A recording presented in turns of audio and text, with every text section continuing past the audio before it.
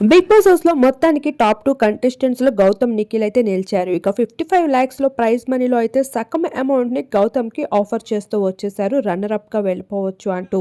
కానీ ఇక్కడ నిఖిల్ గౌతమ్ ఇద్దరు కూడా ఆ రన్నర్ అప్ ఆఫర్ ని తీసుకోలేదు. అయితే విన్నర్ అవుతాం లేదంటే లేదు అన్నట్లుగా పట్టుదలగా నిలిచారు.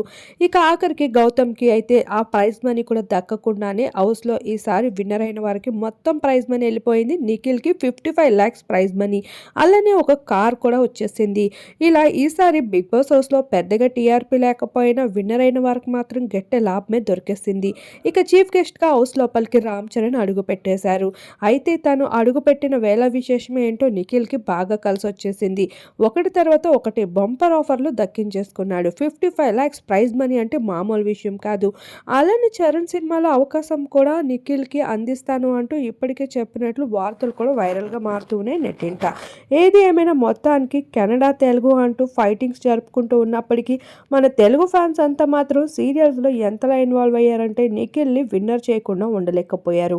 ఇలా కెనడా బాయ్ అనేమి లేకుండా మన తెలుగు వారు అందరినీ ప్రేమిస్తారనే విషయం ఈ విన్నింగ్ రేస్లో తెలిసిపోయిందని చెప్పాలి మరోసారి.